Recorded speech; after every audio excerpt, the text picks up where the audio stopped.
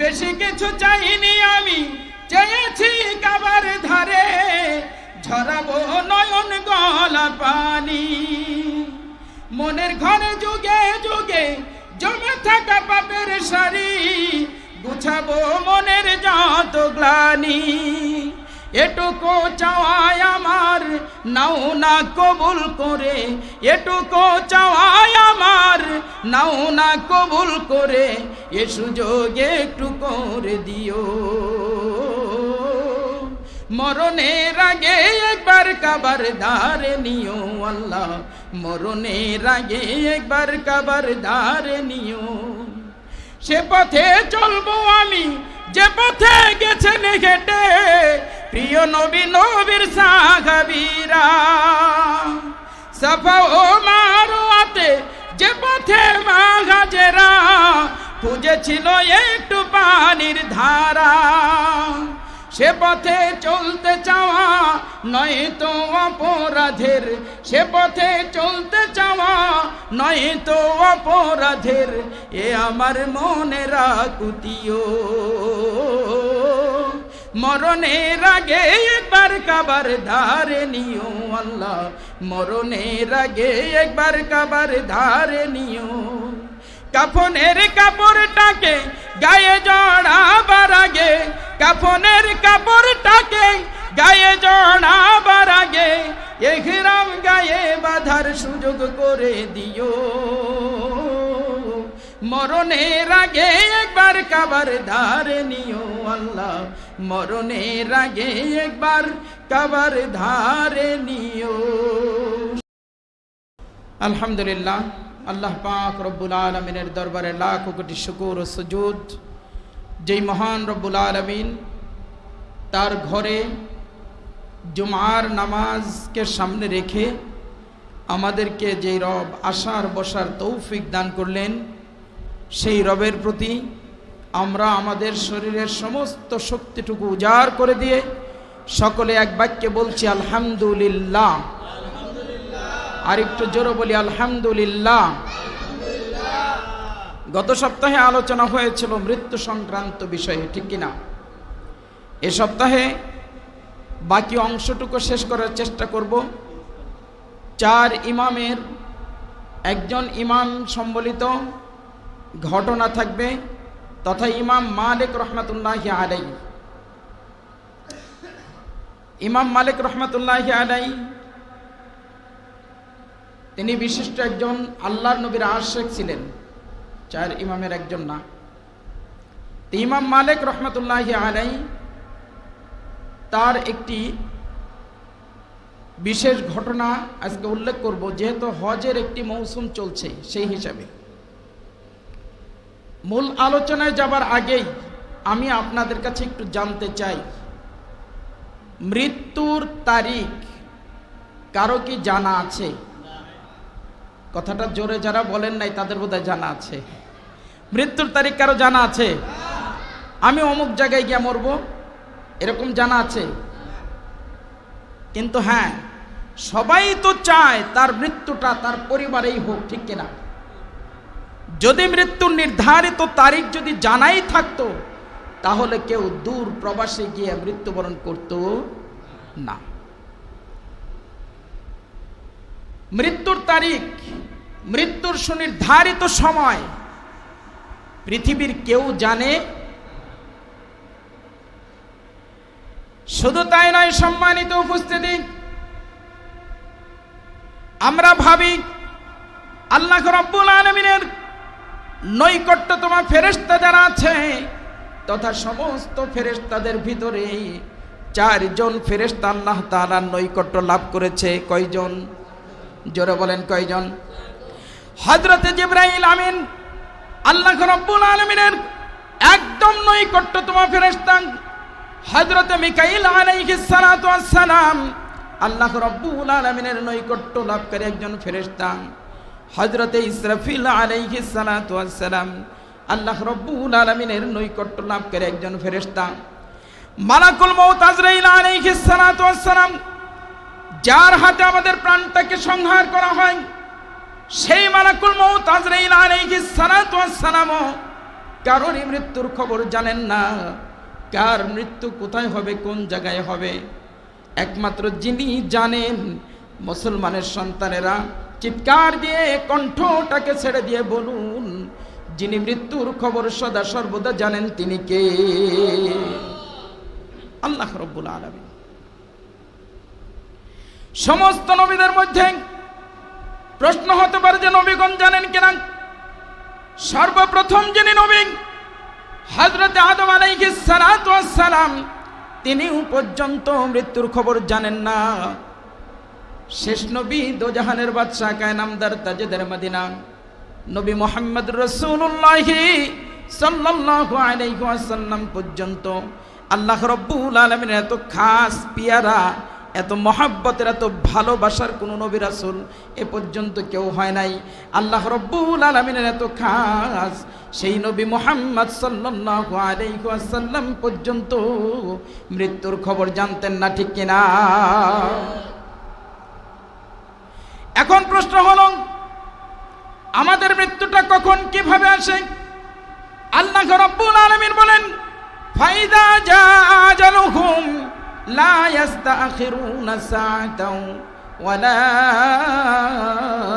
ইস্তাকদিমুন। আল্লাহু আকবার বলি। আল্লাহ রাব্বুল আলামিন বলেন, মানুষের মৃত্যুর সময়, সুনির্ধারিত সময় যখন চলে আসবে, তখনই মালাকুল মউত আজরাইল তার কাছে গিয়ে সাক্ষাৎ করবে। সাআতাও ওয়া লা ইস্তাকদিমুন। মৃত্যুর সুনির্ধারিত সময় আসার আগে, 1 সেকেন্ড আগেও মালাকুল মউত যাবে না, 1 সেকেন্ড পরেও যাবে না। চিৎকার দিয়ে বলি সুবহানাল্লাহ। মৃত্যুটা তাহলে আসে কিভাবে? মালাকুল মউত, যার হাতে আমাদের প্রাণটা সংহার করা হয়, যার হাতে আমাদের প্রাণটাকে নিয়ে নেওয়া হয়, সেই মালাকুল মউতও জানেন না, তাহলে জানেন কি? প্রশ্ন আসে না নাই? মালাকুল মউত তাহলে কিভাবে জান কবজ করে? উনি যেহেতু জানেই না যে ফয়েজপুর, দপ্তর, নাগরপুর, টাঙ্গাইলে কার জান কখন কবজ হবে, তাহলে এটা জানেন কিভাবে? মালাকুল মউত কিভাবে কবজ করেন? প্রশ্ন আসে কিনা? আল্লাহ রাব্বুল আলামিন প্রসঙ্গে বলেন, বান্দারে শোনো, মালাকুল মউতের যেহেতু আমি দায়িত্ব দিয়েছি, সেই মালাকুল মউত যেহেতু জানেন না, তাহলে তিনি কিভাবে জান কবজ করে? আল্লাহ রাব্বুল আলামিন বলতেছেন, হ্যাঁ শোনো শোনো শোনো বান্দারা শোনো, লাহু মুআক্কিবাতুম মিন বাইনি ইয়াদাইহি ওয়া মিন খালফিহি ইয়াহফাজুনাহু মিন আমরিল্লাহ। আল্লাহ রাব্বুল আলামিন বলেন, বান্দারে শোনো, তোমার জীবনের বিভিন্ন দিক আছে, বিভিন্ন দিকের জন্য আমি বিভিন্ন ফেরেশতাদেরকে নিয়োজিত করে রেখেছি।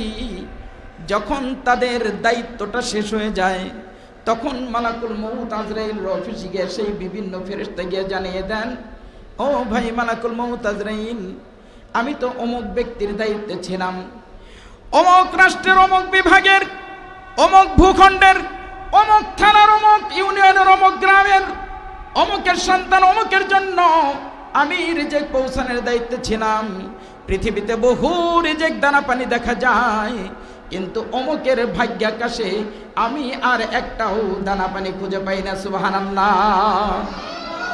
যেই ব্যক্তি, যেই ফেরেশতাগণ পানি পৌঁছানোর দায়িত্ব আপনার কাছে নিয়ে যেতে আছেন, তিনিও যখন দেখেন অমুক বান্দার রিজেকে পানি নামক দৌলত আর খুঁজে পাচ্ছি না, তিনিও মালাকুল মউত আজরাইলের দরবারে যান।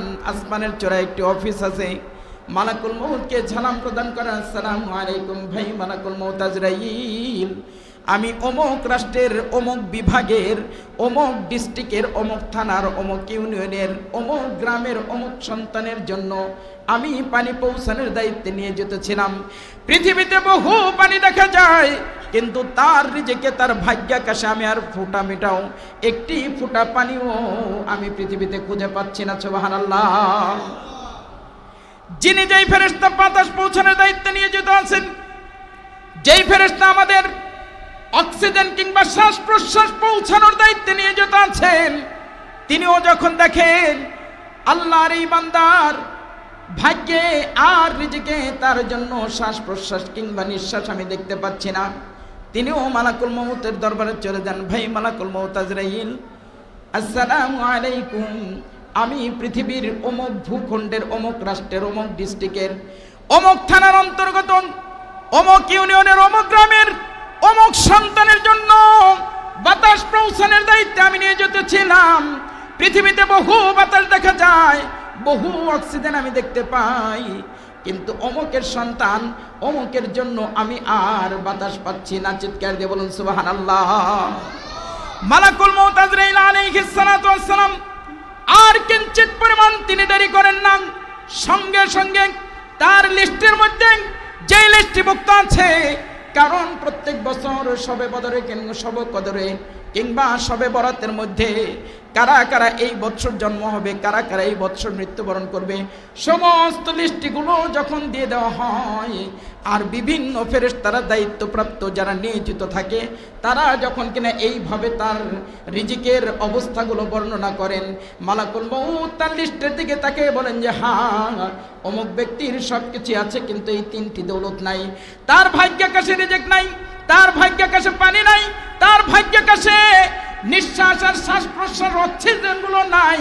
তখন তিনি চলে আসেন ওই বান্দার নিকট ঠিকানা অনুযায়ী, আর এসে বান্দার জানটাকে খপ করে তিনি কবজ করে নিয়ে যান। সুবহানাল্লাহ।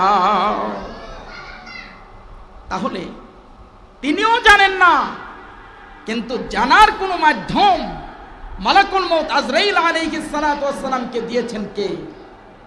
জোরে বলেন, কে দিয়েছেন? বিভিন্ন ফেরেশতাদেরকে বিভিন্ন ভাবে তিনি দায়িত্বে নিয়োজিত রেখেছেন। একটু আগেই তো বললাম, লাহু মুআক্কিবাতুম মিন বাইনি ইয়াদাইহি ওয়া মিন খালফিহি ইয়াহফাজুনা লাহু মিন আমরিল্লাহ।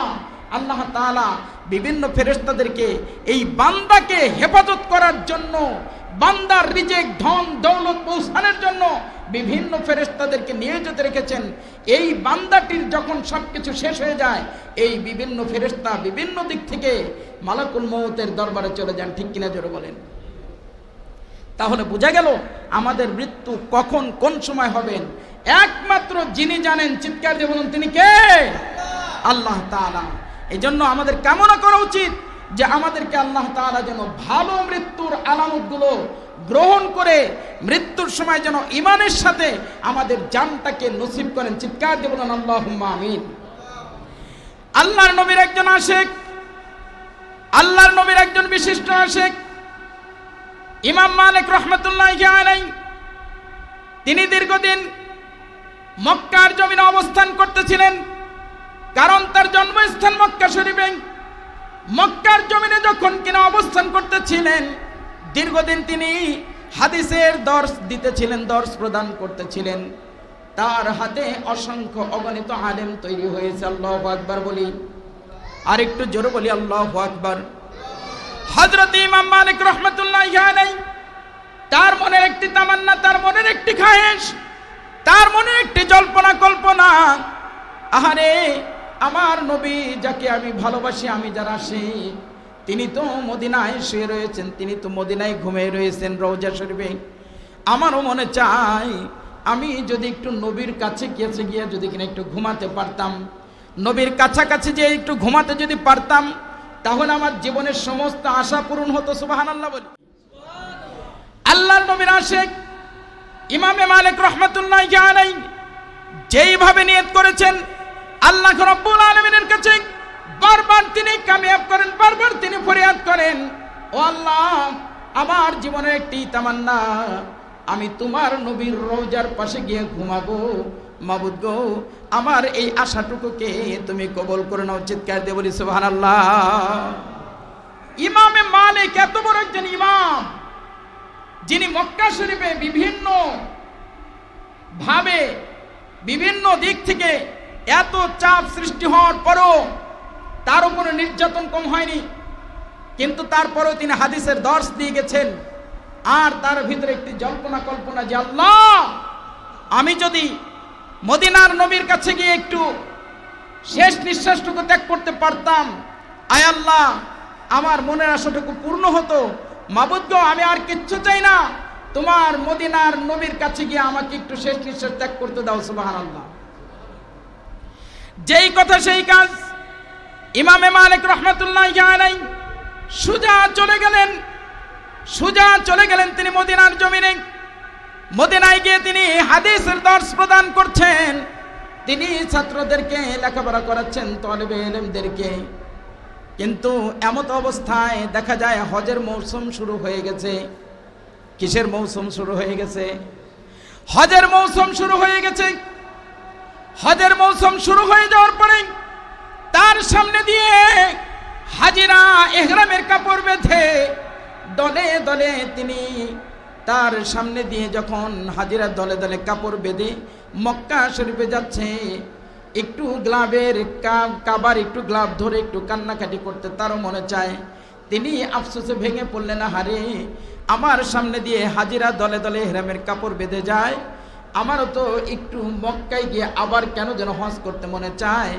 কিন্তু যদি হজ যদি করতে যাই আর যদি আমার শেষ নিঃশ্বাসটুকু মক্কায় গিয়ে যদি কেন ত্যাগ হয়, তাহলে তো আমি বেচারা, আমি অসহায়, তাহলে তো নবীর রওজার কাছে আমার শয়ন করা হবে না, নবীর রওজা মোবারকের পাশে আমার তো শেষ নিঃশ্বাস ত্যাগ করা হবে না। এমত অবস্থা আমি কি করতে পারি? তার একটি টেনশন চলে আসলো। টেনশন তার দুটি, একত হচ্ছে নবীর পাশে তার শেষ নিঃশ্বাস ত্যাগ করা, দ্বিতীয় হচ্ছে তার চোখের সামনে দিয়ে যখন হাজিরা দলে দলে ইহরামের কাপড় বেঁধে যখন চলে যাচ্ছেন, তার সেটাও তামান্না জেগেছে। কিন্তু তার মনের ভিতরে একটি সংশয় জেগে উঠল, আরে আমি আর কয়টা দিন বাঁচবো তা তো আমি জানি না। আমার হায়াতের মৌত, আমার মৌতের খবর, আমার হায়াতের খবর যদি কিনা আমি জানতে পারতাম, তাহলে হয়তোবা আমি একটু মক্কায় গিয়ে কাবার গেলাম ধরে কান্নাকাটি করে আমার চোখের পানিগুলো ঝরিয়ে আমার মনের ভিতরে যে গুনাহগুলো আছে সব গুনাহগুলো আমি একটু ঝরাইতে পারতাম। সুবহানাল্লাহ। এই জল্পনা করতে করতে তিনি ঘুমিয়ে গেছেন। কি করেছেন? জোরে বলেন। তিনি ঘুমিয়ে গেছেন। তার মুখে সদা সর্বদাই জিকির আজগার থাকতো, আল্লাহ আল্লাহ জিকির থাকতো। তার মুখে সদা সর্বদা ইস্তেগফার থাকতো, তার মুখে সদা সর্বদাই দরুদ থাকতো। তিনি হাঁটতে চলতে ফিরতে ব্যবসা বাণিজ্য করতে মাঠে ঘাটে যেতে সদা সর্বদাই তিনি সংক্ষিপ্ত একটি দরুদ পড়তেন, সাল্লাল্লাহু আলাইহি ওয়াসাল্লাম। সবাই পড়ুন সাল্লাল্লাহু আলাইহি ওয়াসাল্লাম। এই যে সংক্ষিপ্ত তিনি দরুদ পড়তেন, এতে করে বিশ্বনবী সাল্লাল্লাহু আলাইহি ওয়াসাল্লামকে তিনি অসংখ্য অগণিতবার স্বপ্নে যুগে দেখেছেন। আল্লাহু আকবার বলি। এই দরুদের উসিলায় তিনি অসংখ্য অগণিতবার স্বপ্নে দেখেছেন। সেই দিনও ঠিক যখন তিনি এই তামান্না বুকে লালন করে ধারণ করে ঘুমিয়ে গেছেন, সাল্লাল্লাহু আলাইহি ওয়াসাল্লাম পড়তে পড়তে জপতে জপতে ঘুমের ঘরে আল্লাহর নবী সাল্লাল্লাহু আলাইহি ওয়াসাল্লাম তার আশিক মালিকের সাথে, ইমাম মালিকের সাথে সাক্ষাৎ করেছেন। চিৎকার দিয়ে বলি সুবহানাল্লাহ। ইমামে মালিক রাহমাতুল্লাহি আলাইহি তার মনের মধ্যে একটি জল্পনা কল্পনা, আমি আর কয়দিন বাঁচবো? আমি যদি কিনা কয়েকটি বছর বাঁচতাম কিংবা কয়েকটি মাস যদি কিনা আমি হায়াত পেতাম, তাহলে আমি মক্কার জমিনে গিয়ে একটু হজ করে আসতাম, ইহরামের কাপড়টা একটু গায়ে বেঁধে।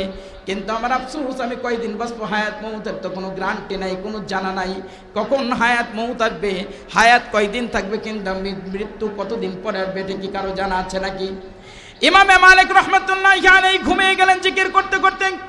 বিশ্বনবী সাল্লাল্লাহু আলাইহি ওয়াসাল্লাম স্বপ্ন যুগে ইমাম মালিক রাহমাতুল্লাহি আলাইহির সাথে সাক্ষাৎ করেছেন। আর বিশ্বনবী সাল্লাল্লাহু আলাইহি ওয়াসাল্লাম ইমামে মালিক রাহমাতুল্লাহি আলাইহিকে 5টি আঙ্গুলি দেখিয়েই আবার বিশ্বনবী চলে গেছেন। চিৎকার দিয়ে বলি সুবহানাল্লাহ।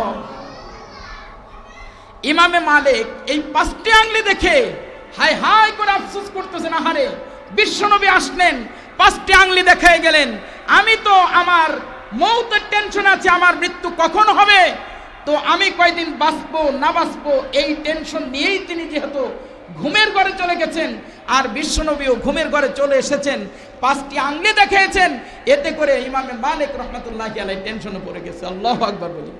কি টেনশনে পড়ে গেছেন? যে বিশ্বনবী যেহেতু 5টি আঙ্গুলি দেখাইছেন, তাহলে আমি কি আর 5 দিন বাঁচবো, অথবা 5 সপ্তাহ, অথবা 5 মাস, নাকি 5 বছর বাঁচবো? এই টেনশনে তিনি পড়ে গেছেন। আল্লাহু আকবার বলি। কিন্তু তিনি যে টেনশনে পড়ে গেছেন, স্বপ্ন যুগে আল্লাহর রাসূলকে 5টি আঙ্গুলি উঁচু করতে দেখাইছেন। এই 5টি আঙ্গুলির ব্যাখ্যা তার ভিতরে তিনি জল্পনা কল্পনা এটাই করতেছেন যে আমি কি 5 দিন বাঁচবো, না 5 সপ্তাহ, না 5 মাস, না 5 বছর। এই টেনশনে তিনি বেকার হয়ে গেছেন। ঘুম থেকে উঠেছেন, তাহাজ্জুদের সময় তিনি ঘুম থেকে উঠেছেন। উঠার পর তিনি তাহাজ্জুদ আদায় করেছেন। ফজরের নামাজের ওয়াক্ত হয়ে গেছে, ফজরের নামাজ আদায় করেছেন। তার খাদেমকে ডাকছে, খাদেম এদিকে আসো। এই জামানার সবচাইতে বড় স্বপ্নের ব্যাখ্যাকারক ইবনে শিরিন রহমাতুল্লাহি আলাইহি, তার কাছে যাবা, তার কাছে গিয়ে বলবা আল্লাহর এক বান্দা আল্লাহর রাসূলের সাক্ষাৎ পেয়েছেন, আল্লাহ রাসূল 5টি আঙ্গুলি দেখাইছেন, কিন্তু তার জল্পনা কল্পনা এই 5টি আঙ্গুলি আল্লাহ রাসূল কেন দেখাইলেন? কিন্তু তার জল্পনা কল্পনা এটাই ছিল যে তার হায়াত আর কতদিন আছে, মৃত্যুর সময় বাকি আর কতদিন আছে। যেহেতু আল্লাহ রাসূল 5টি আঙ্গুলি দেখাইলেন, তাহলে কি তিনি কি 5 দিন জীবিত থাকবেন, না 5 সপ্তাহ, না 5 মাস, না 5 বছর? এইটা তুমি জিজ্ঞেস করবা, কিন্তু সাবধান, আমি ইমাম মালিকের নাম ইবনে শিরিনের কাছে বলবা না। ইবনে শিরিনের কাছে তার খাদেম চলে গেল। চলে যাওয়ার পরে সালাম প্রদান করলেন, আসসালামু আলাইকুম ওয়া রাহমাতুল্লাহি ওয়া বারাকাতুহু। ও ইবনে শিরিন, আপনার কাছে এসেছি একটা স্বপ্নের ব্যাখ্যা জিজ্ঞেস করার জন্য, আমাকে কিন্তু বলতেই হবে। ইবনে শিরিন জিজ্ঞেস করতেছেন, কি স্বপ্ন দেখেছো বলো, কি স্বপ্ন দেখেছো বলো। তখন বলতেছেন যে কোনো এক আল্লাহর বান্দা আল্লাহর রাসূলের সাক্ষাৎ পেয়েছেন, তার জিজ্ঞেস করার বিষয় ছিল তার হায়াত আর কতদিন আছে। আল্লাহর রাসূল তাকে 5টি আঙ্গুলি দেখে আবার চলে গেছেন। এই ব্যাখ্যাটুকু আমি জানার জন্য এসেছি। সুবহানাল্লাহ। ইবনে শিরিন রাহমাতুল্লাহি আলাইহি তাকে বললেন, এইরকম একটি ধন্য স্বপ্ন যিনি দেখেছেন, এইরকম একটি অলৌকিক স্বপ্ন যিনি দেখেছেন, তার নাম আমার কাছে বলতে হবে। স্বপ্ন দেখনেওয়ালা ব্যক্তির নাম যদি না বলো, তাহলে আমার কাছে তুমি স্বপ্নের ব্যাখ্যাও পাবা না। ইবনে শিরিনের কাছে খাদেম ইমাম মালিক রাহমাতুল্লাহি আলাইহির কাছে বলতেছেন, ইমাম মালিক রাহমাতুল্লাহি আলাইহি সেই কথাটি তার মনে হয়েছে, ইমাম মালিক তো আমাকে নাম বলতে নিষেধ করেছেন। ইবনে শিরিনের কাছে বলতেছেন, নাম বলা যাবে না, নাম বলা নিষেধ। যদি নাম বলা হয় তাহলে আমার কাছে আমানতের খেয়ানত হবে, এই জন্য নাম বলা যাবে না। ইবনে শিরিন রাহমাতুল্লাহি আলাইহি বলতেছেন, এই জামানায় এমন স্বপ্ন, আল্লাহর রাসূলকে স্বপ্ন দেখা একটি দুঃসাধ্য ব্যাপার, একটি দুঃসাধ্য ব্যাপার। এই জামানায় ইমাম মালিক রাহমাতুল্লাহি আলাইহি ব্যতীত এমন স্বপ্ন আর এই মক্কার জমিনে, মদিনার জমিনে কেউ দেখতে পারে না। সুবহানাল্লাহ। খাদেম এই ব্যাপারে চলে আসছেন, অসহায়ের মতো মনটা ভেঙে চলে আসছেন। ইবনে শিরিনকে বললেন, ঠিক আছে আমি পরে আসবো। আবার ইমাম মালিক রাহমাতুল্লাহি আলাইহির কাছে এসে সালাম প্রদান করলেন, আসসালামু আলাইকুম হুজুর, আপনি আমাকে পাঠিয়েছিলেন ইবনে শিরিনের কাছে, আমি গিয়েছিলাম, কিন্তু তার স্বপ্নের ব্যাখ্যা জানার জন্য একটাই তিনি শর্ত দিয়েছেন, তার কাছে নাম বলতে হবে। নাম না বললে কিন্তু কাজ হবে না। ইমাম মালিক রাহমাতুল্লাহি আলাইহির কাছে হালত এটাও পেশ করলেন যে তিনি বলেছেন, ইমাম মালিক ছাড়া এই জামানায় আর কোনো আল্লাহওয়ালাকে আমি পাই না, এমন স্বপ্ন দেখবে। সুবহানাল্লাহ। ইমাম মালিক বলতেছেন যে তাহলে তো জেনেই গেছে, উনি তো আমার নাম বলেই দিয়েছেন, তাহলে তুমি গিয়া বলো যে হ্যাঁ রাইট, এটাই তিনিই দেখেছেন। সুবহানাল্লাহ বলবেন না? ইমাম মালিক রাহমাতুল্লাহি আলাইহি স্বপ্নের ব্যাখ্যা বলতেছেন। ইবনে শিরিন রাহমাতুল্লাহি আলাইহি বলেন, বিশ্বনবী সাল্লাল্লাহু আলাইহি ওয়াসাল্লাম 5টি আঙ্গুলি উঁচু করেছেন, এর মানে হলো 5টি বিষয়ের জ্ঞান, 5টি বিষয়ের ইলম একমাত্র আল্লাহ রাব্বুল আলামিন ছাড়া পৃথিবীর দ্বিতীয় আর কেউ জানতে পারেন। জোরে বলেন পারেন? 1 নম্বর হলো মহাগ্রন্থ কুরআনুল কারীম। আল্লাহ রাব্বুল আলামিন বলেন, ইন্নাল্লাহা ইনদাহু ইলমুস সাআ ওয়া ইউনাজ্জিলুল গায়সা ওয়া ইয়ালামু মা ফিল আরহাম ওয়া মা তাদরি নাফসুম মাযা তাকসিবু গাদা ওয়া মা তাদরি নাফসুম বিআইয়ি আরদিন তামুত। আল্লাহু আকবার বলি। আল্লাহ রাব্বুল আলামিন বলতেছেন, আল্লাহ রাব্বুল আলামিন বলেন, পাঁচটি এলেম, পাঁচটি জ্ঞান, পাঁচটি বিষয় একমাত্র আমি আল্লাহ রব্বুল আলামিন ছাড়া কোনো ফেরেশতারাও জানেন না, কোনো নবী রাসূলও জানেন না, পৃথিবীর কোনো ওলি গাউস কুতুব কেউ বলতে পারবে না। সেই পাঁচটি জ্ঞান হলো কি কি? এক নাম্বার হচ্ছে ইন্নাল্লাহা ইনদাহু ইলমুস সাআন, আল্লাহ রাব্বুল আলামিন একমাত্র ভালো জানেন কিয়ামত কবে কখন হবে, কে জানেন? আর একটু জোরে বলেন, কে জানেন? দ্বিতীয়ত হলো বৃষ্টি কোথায় কখন কোন জায়গায় হবে, কতটুকু পরিমাণ ঝড় বইবে, এটা একমাত্র যিনি জানেন। মুসলমানের সন্তানেরা চিৎকার দিয়ে বলুন তিনি কে? আর একটু জোরে বলুন তিনি কে? এখন প্রশ্ন হলো যে হুজুর, আমরাও তো যারা আবহাওয়াবিদ আমাদের ভিতরে যারা আছে তারাও তো বলতে পারে, কি এটা প্রশ্ন জাগে না যে বৃষ্টি কখন হবে? আমরা তখন মোবাইলে সার্চ দিলেই আমরা পেয়ে যাই যে টাঙ্গাইল ডিস্ট্রিক্ট নাগরপুর থানার দপ্তর ইউনিয়ন ফয়েজপুরে এতটুকু পরিমাণ ঝড় হবে, বৃষ্টি হবে, অমুক এলাকাকে চূর্ণ বিচূর্ণ করে নিয়ে যাবে, এরকম কিছু বলতে পারা যায় না? যায় না? জোরে বলেন যায় কিনা? কিন্তু আমার প্রশ্ন হলো এটাও তারা যে বলতে পারে, গত বছরে দেখেছি যে মানিকগঞ্জ টাঙ্গাইল সহ অমুক টাইমে এত কিলোমিটার বেগে ঝড় হাওয়া বইবে, একদিন পার হয়ে গেল, দুদিন পার হয়ে গেল, 3 দিন পার হয়ে গেল, তখন তারা স্বীকারোক্তি জবান দিতে বাধ্য হলেন যে হ্যাঁ আমাদের এই কথাটি বলতে ভুল হয়ে গেছে, তবে এতটুকু পরিমাণ ঝড় হওয়া হলেও হতে পারে। এখন কিন্তু দেখেন খবর এভাবে বলে যে সম্ভাব্য হতে পারে, সম্ভাবনা এতটুকু কিলোমিটার বেগে হতে পারে।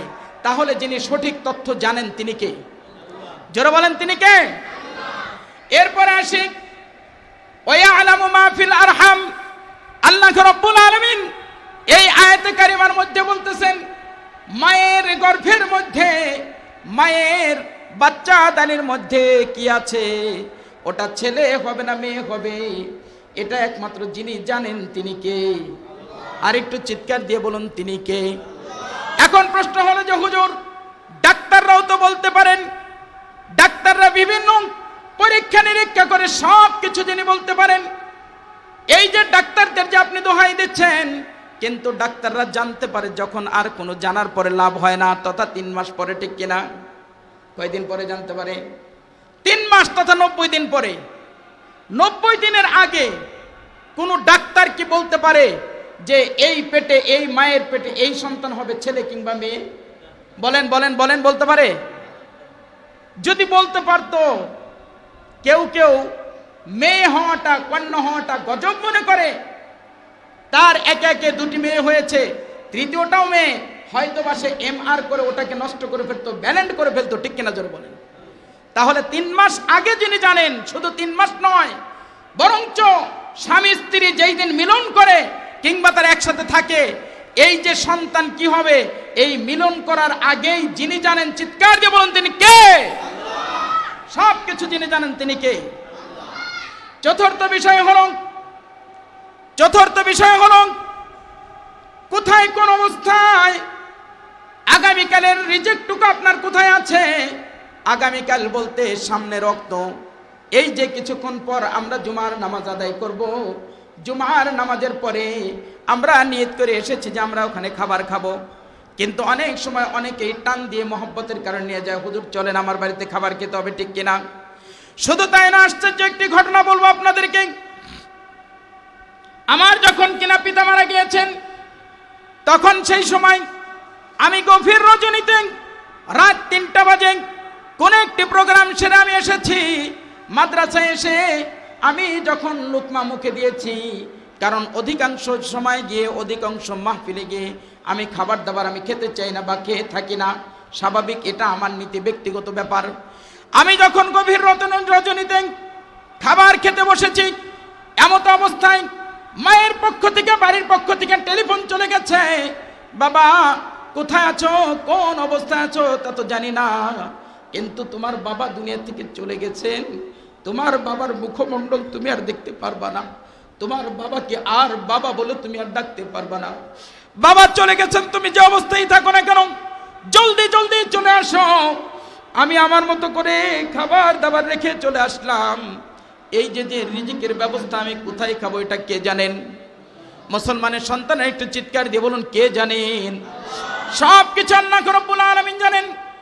একদম লাস্টের পয়েন্টে যেটা বলতেছি, আল্লাহ রাব্বুল আলামিন এটাও জানেন কার মৃত্যু কোন জমিনে হবে, কার মৃত্যু কোথায় হবে, এটা কে জানেন?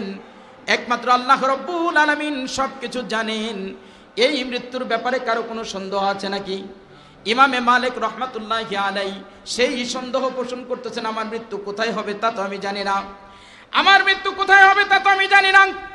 আমার মৃত্যুর ব্যাপারে আমি সংশয় হয়েছিলাম, যেহেতু আমার স্বপ্নের ব্যাপারে আমি ব্যাখ্যা একটি পেয়ে গেলাম, তাহলে আমার কিন্তু আফসোস একটাই, আমি জানি না আমার মৃত্যু কখন হবে। কিন্তু আমার সামনে দিয়ে যখন হাজিরা দলে দলে ইহরামের কাপড় বেঁধে চলে যাচ্ছেন, হজ করার জন্য চলে যাচ্ছেন, আমারও তো মনে চায় ইহরামের কাপড়টা গায়ে জড়িয়ে, কাফনের কাপড় গায়ে জড়ানোর আগেই একবারের জন্য হলেও ইহরামের কাপড় বেঁধে আমি মক্কায় যাব হজ করতে। চিৎকার দিয়ে বলুন সুবহানাল্লাহ। আমি হজ করতে যাব, এটা আমার মনের তামান্না। আল্লাহ রাব্বুল আলামিনের কাছে ফরিয়াদ জানালেন, মাবুদ, দুহাত তুলে আল্লাহ রাব্বুল আলামিনের কাছে বলতে লাগলেন, ও মাবুদ, আমারও তো মনে চাই একটু মক্কা শরীফে গিয়ে কাবার গেলাপ ধরে আমার যে সমস্ত গুনাহগুলো আছে আমি একটু ঝরে আসি, আমি ওই জায়গায় গিয়ে সাফা মারোয়ায় গিয়ে আমি সায়ের করে আসি, যেখানে বিবি হাজেরা সায়ের করেছেন এক ফোঁটা পানির জন্য। আমিও মনে চাই মৃত্যুর আগে ইমাম মালিক একটু সায়ের করে আসি। সুবহানাল্লাহ। তাই ইমামে মালিক রহমাতুল্লাহি আলাইহি বললেন, কাফনের কাপড়টুকু গায়ে জড়ানোর আগে একবারের জন্য হলেও ইহরামের কাপড় যেন আমি আমার গায়ে বাঁধিয়ে দিতে পারি, বেঁধে যেন আমিও মক্কায় যেতে পারি। আল্লাহ আমার জন্য তুমি কবুল করে নাও। চিৎকার দিয়ে বলি সুবহানাল্লাহ। তাই ইমাম মালিক রহমাতুল্লাহি আলাইহি বলতেছেন, কাফনের কাপড়টাকে গায়ে জড়াবার আগে, কাফনের কাপড়টাকে গায়ে জড়াবার আগে ইহরাম গায়ে বাঁধার সুযোগ করে দিও, মরণের আগে একবার কাবার ধারে নিও। আল্লাহ, মরণের আগে একবার কাবার ধারে নিও। বেশি কিছু চাইনি আমি, চেয়েছি কাবার ধারে ঝরাবো নয়ন গলা পানি, মনের ঘরে যুগে যুগে জমে থাকা পাপের সারি গুছাবো মনের যত গ্লানি।